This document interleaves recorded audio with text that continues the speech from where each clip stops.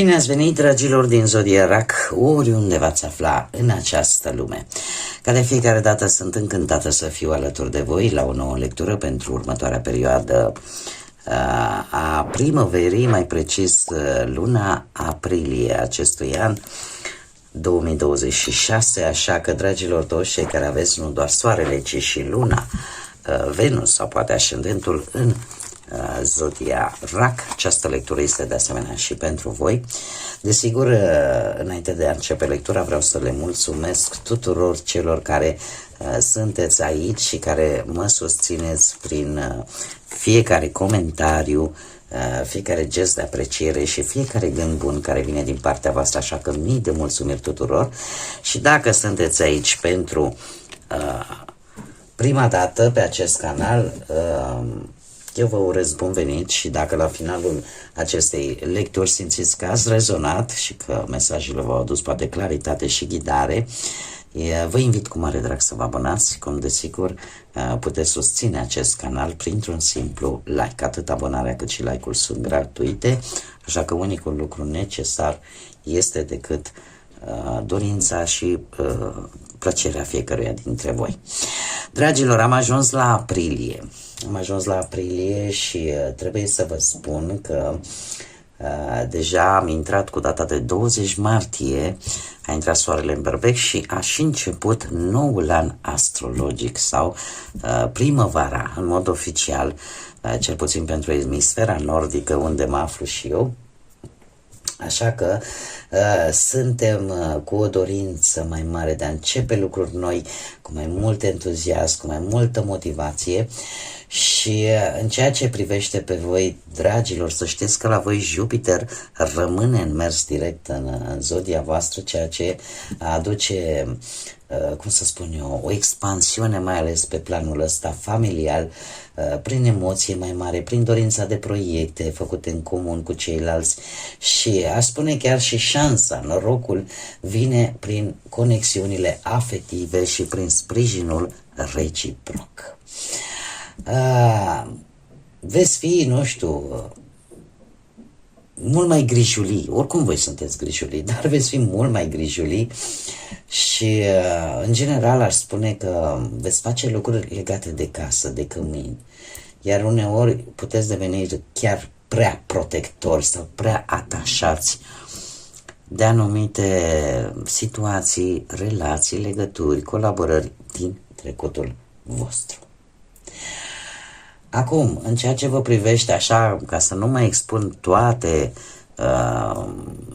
situațiile, pozițiile astrale, la voi, dragilor, să știți că pozitiv și bun pentru voi în luna aprilie va exista intuiție, empatie, o grijă față de ceilalți. Apare dorința asta de totuși de a vă afirma și nevoile voastre personale, mai ales în muncă. Pot apărea momente foarte bune pentru a rezolva anumite probleme personale sau legate de familie. De asemenea, poate apărea o apropiere emoțională, mai ales în relații, da? În care voi poate puteți atrage acele persoane calde, acele persoane empatice ca și voi. Unde trebuie să aveți grijă?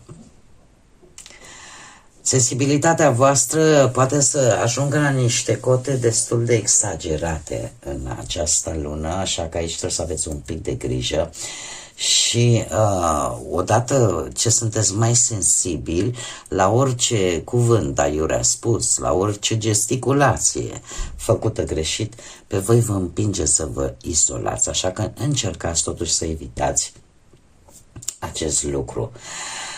Pe partea muncii spune că puteți avea parte de șanse de a crește, de sprijin din partea celorlalți, iar finanțele voastre sunt destul de stabile în această lună, chiar posibil să vă apară și mici beneficii financiare dintr-o colaborare sau chiar prin intermediul familiei. Legătura asta cu familia va fi foarte bine aspectată, ca să spun așa, în această lună aprilie. În ceea ce privește dragostea, viața de cuplu, există armonie, există protecție în relații, există momente foarte importante în care voi simțiți efectiv că vă conectați. Cei singurei au șansa să găsească acele relații care să le ofere sprijin și acea siguranță emoțională cu care voi vă simțiți tare bine. Și haideți să vedem acum ce ne spune de fapt oracolul frunzelor de ceai. Și avem primele 5 zile, da? Pentru că nu e o săptămână întreagă, primele 5 zile din aprilie avem barca care ne vorbește de niște bănuți sau proprietăți moștenite, câștigate, sau pur și simplu apare un vânt al schimbării legat de ceva se schimbă, legat de bani sau de o anumită proprietate. Cea de-a doua săptămână, cineva va ieși din viața voastră sau o situație se va încheia definitiv. Deci nu va mai fi cale de întoarcere.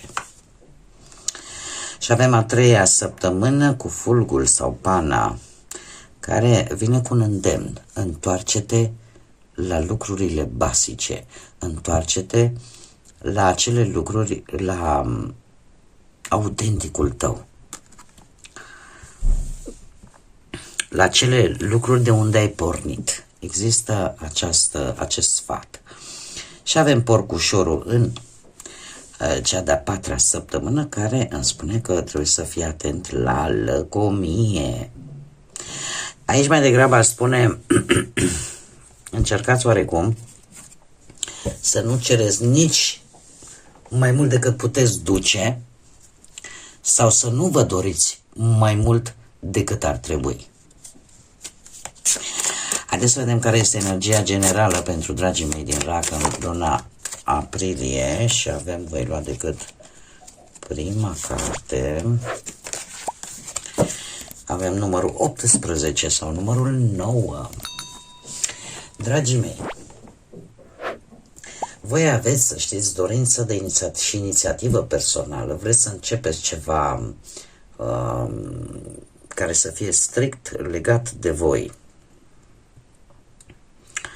Ceva ce voi vă doriți foarte mult, dat fiindcă avem 1 și 8 și aș spune că asta o veți manifesta în această lună printr-o planificare, prin faptul că veți fi ambițioși și chiar veți acționa foarte eficient. Și chiar aici mi apar schimbări foarte rapide care vor apărea și se pare că voi vă veți adapta. Lasă flexibilitatea să-ți servească. Faptul că sunteți mai flexibili chiar vă poate ajuta. Să știți că voi, fiind și un semn cardinal, voi sunteți îndemnați sau, nu știu, aveți această capacitate chiar să luați inițiativă atunci când e vorba de schimbări importante. Așa că folosiți-vă de aceste schimbări rapide care vin în viața voastră, pentru că se pare că sunt schimbări importante pentru voi. Haideți să vedem acum și ce ne spune tarotul, ce vine pentru dragii mei din Rac în luna aprilie pe plan profesional, financiar sau sentimental.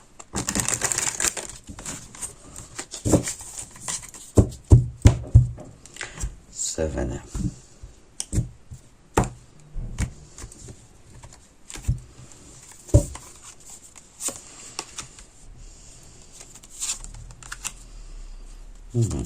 Interesant. Interesant. Bun, dragilor, haideți să le luăm, să repetă cifra 5 pe plan profesional. Asta îmi arată dorința asta de libertate, veți fi destul de curioși, dar în același timp, la fel, îmi vorbește de flexibilitate cifra 5. Pe planul muncii, cel puțin, și e posibil chiar voi să provocați aceste schimbări sau dacă nu le provocați voi, să trăiți așa niște noi experiențe. Dar hai să vedem și cum. Și avem un 5 de monede, un 5 de monede care pe plan profesional îmi indică anumite obstacole la locul de muncă, la anumite proiecte care nu merg așa cum v-ați fi așteptat voi sau niște întârzieri. Întârzieri care pot duce la anumite conflicte cu colegii de muncă, cu superiorii, cu colaboratorii voștri sau lipsa banilor. Lipsa banilor vis-a-vis de un anumit proiect îl poate întârzia. Îl poate întârzia sau poate să lipsa unor plăți iară poate să întârzie anumite situații legate de muncă. Pajul de cupe, asta nu înseamnă că voi nu o să aveți idei noi sau că nu o să aveți propuneri bune. Doar că va trebui să vă concentrați decât pe ceea ce este concret și poate chiar să nu prea mai depindeți atât de mult de aprobarea altora. Să începeți să vedeți așa și partea bună a lucrurilor, pentru că un 5 de cupe pe plan profesional poate vorbi și de anumite dezamăgiri. Dezamăgiri sau, cum am mai spus, aceste obstacole pe proiecte, pe planuri, pe colaborări, care vedeți că nu merge cum voi vă așteptați, sau poate că sunt, nu știu, sunt oameni care, colegi, parteneri, șefi, care nu respectă anumite înțelegeri, cum să spun eu, să nu vedeți ca pe un capăt de lume și să vă retrageți, așa cum bine am văzut ca și energie astrologică, să aveți tendința să vă retrageți și să vă izolați. Nu, luați partea plină a paharului și vedeți exact cumva să învățați din aceste momente și să vedeți exact ce puteți salva și ce rămâne decât ca o lecție. Da? Nu rămâneți blocați în aceste întârzieri, în aceste mici eșecuri, în aceste dezamăgiri, da? Și să vă împiedice să mai acționați, pentru că uneori vedem ce nu mai merge și ignorăm exact ceea ce este important, acele șanse, acele opțiuni care chiar mai pot funcționa. Nu știu, cel puțin pe plan profesional, aș spune că acțiunea voastră este una destul de început, așa, nu știu, că e ca și cum ori e vorba de un job pe care l-ați obținut recent, ori sunteți, într-adevăr, aveți o sensibilitate mare de care alții pot profita, mai ales pe plan profesional, așa că, cum am mai spus, fiți atenți și nu vă lăsați chiar așa, pentru că puteți. Bun. Mergem pe partea banilor. Pe partea banilor un 10 de bâte, un 9 de monede, și un 6 de bâte, deci se poate. Avem un 10 de monede. Într-adevăr, poate că începutul de lună nu o să fie unul foarte roz. De ce? Poate o să depuneți așa un pic mai mult efort financiar, destul de intens, pentru a încheia poate un proiect sau pentru a respecta un angajament, că poate vă vin niște facturi așa care vă dau ochii peste cap, da? Pe la furnizori pe undeva, sau pur și simplu simțiți că este momentul să fiți un pic mai organizați și să vă gestionați resursele cu mai multă atenție. Că puteți simți povara unor cheltuieli, da. Că puteți simți acea responsabilitate financiară care uneori te stresează maxim, și asta poate să fie. Dar un lucru este important. Nu pierdeți perspectiva generală, pentru că am un 9 de monede aici. Un 9 de monede care mie îmi vorbește de un confort financiar personal. Nu neapărat bogății exagerate, dar cumva sunt bănuți suficienți ca voi să trăiți un pic confortabil și să vă puteți permite chiar și acele mici plăceri, să le zicem așa, acel lux personal, da? Cumva trebuie să aveți în vedere faptul că avem și un 6 de bâte, nu? Care înseamnă posibil un câștig destul de bun, ori dintr-un proiect finalizat cu succes, ori că vă vine vreo primă, vreun bonus, sau pur și simplu cei care vă ocupați de acest lucru, bineînțeles, să obțineți niște venituri dintr-o vânzare reușită, da? Așa că e o lună potrivită pentru voi să vă consolidați un pic resursele și chiar să vă planificați, da, următoarele investiții. Totuși, nu vă bazați prea mult pe succesul actual și să nu priviți și către viitor, da, și să ignorați riscurile viitoare, da. Și, de asemenea, succesul vine, dar încercați să nu cheltuiți prea mult în urma acestui succes și asta doar din dorința, pur și simplu, hai să sărbătorim succesul, nu contează ce facem cu banii. Da? Deci aici trebuie să aveți un pic de grijă. Mergem mai departe pe partea sentimentală, cei care sunteți deja într-o relație. Avem un 2 de cupe, ce frumos, un cavaler de cupe și un 6 de monede, vai. Știți cum e? Că dacă pe muncă stăm cum stăm, uite cu dragostea, dacă stăm bine și s-a văzut asta și din punct de vedere astrologic. Dragilor, cei care sunteți într-o relație, la voi conexiunea este una nucă bună, foarte bună. Avem un cavaler de cupe care vine cu o ofertă serioasă, orică o faceți voi, orică o face partenerul, mai ales cei care poate nu ați oficializat încă legătura voastră și uite vine cu o propunere de căsătorie, de logodnă sau că o faceți voi, că o primiți, asta aici voi adaptați. Cert este că lucrurile vor fi într-un echilibru aproape perfect. Doi de cupe îmi vorbește, așa cum am mai spus, de armonie bazată pe înțelegere reciprocă, pe sprijin reciproc, pe respect reciproc și trebuie să vă mai spun că vin gesturi de afecțiune, chiar și compromisuri, așa cum am mai spus, compromisuri echilibrate, o comunicare sinceră și un moment în care voi să consolidați această relație și mai mult. Cavalerul de cupe la rândul său, nu știu, poate unii dintre voi chiar aveți ca și partener, poate alte zodii de apă, rac, pești sau scorpion. La fel ca și voi sau alte zodii de apă. Cum am mai spus, acest cavaler de cupe aduce romantism, surprize, gesturi pline de iubire, poate scrisori, poate mesaje, poate cadouri simbolice sau pur și simplu invitații la evenimente speciale, da?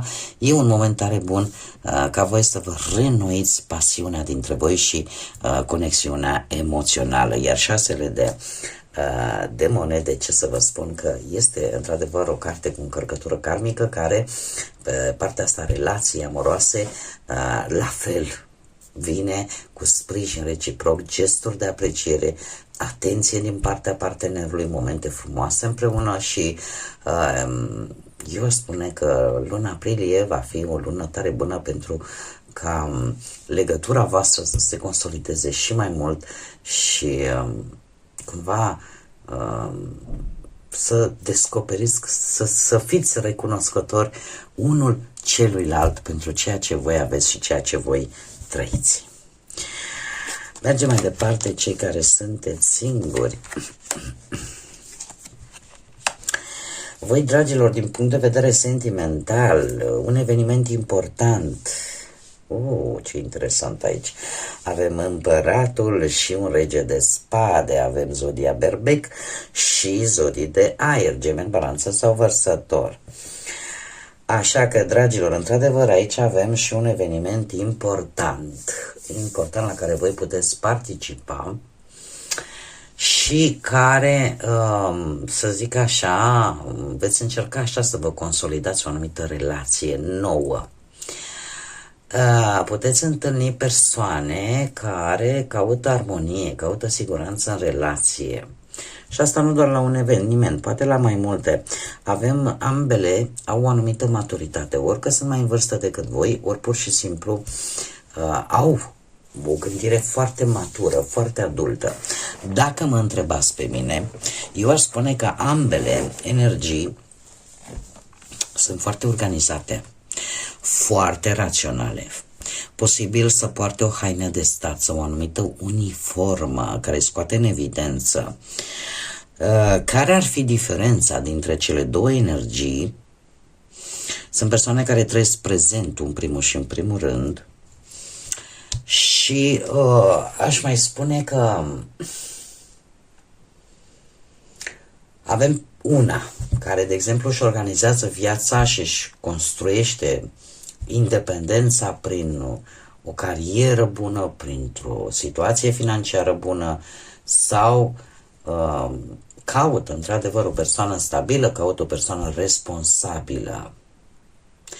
Acum voi s-ar putea să evitați această persoană. De ce? Tocmai pentru că e prea liberă, prea spontană. Și uneori poate că voi, sau poate nu vă place că prioritizează mai mult cariera, obiectivele sale, decât viața personală. S-ar putea să nu prea dați în tandem așa. Dar avem și cealaltă energie cu acest rege de spade, care să știți că nu este foarte diferită de cealaltă. De ce? Pentru că are într-adevăr un intelect foarte bun și atunci când își alege un partener de viață, să știți că o face foarte analitic. Face o analiză cu o foarte mare atenție și nu se grăbește să intre într-o relație. Își folosește foarte mult experiența pe care o are pentru a evita greșelile, dar să știți că poate arăta și o formă de rigiditate în momentul în care judecă și vede lucrurile și în forma de a gândi. Și asta aduce un pic de dificultate atunci când e vorba de conexiune emoțională cu ceilalți. Acum, de asemenea, tot ce am spus acum puteți să le transpuneți la voi. Pentru cei care aveți poate un ascendent în Berbec sau pentru cei care aveți poate un ascendent în zodii de aer. Da, pentru că și voi puteți, adică să aveți ocazii, dar dacă știți cum e, dacă ții cu dinții, domnule, vreau pe cineva sigur, să vreau să aibă bani, să aibă carieră bună, să aibă, dacă nu e așa, eu n-am ce să fac, nu ce să fac cu el. Da, adică puteți să le întoarceți exact ce am spus acum, vi le puteți adapta în funcție de cei care aveți poate și acest ascendent, așa că aveți grijă că știi cum e. Așteptările sunt mari, dar de multe ori dacă cerem prea multă perfecțiune, riscăm totuși să rămânem și singurei și să nu ne alegem cu nimic, pentru că perfecțiunea nu există, din punctul meu de vedere, cel puțin personal. Haideți să vedem acum și care este mesajul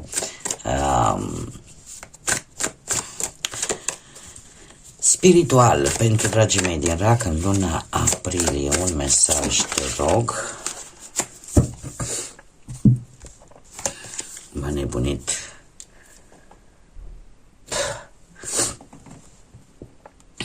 Am, cum se zice, alergie. De când au înflorit toate florile, vai, deci e groaznic. Haideți să vedem. Să știi că orice...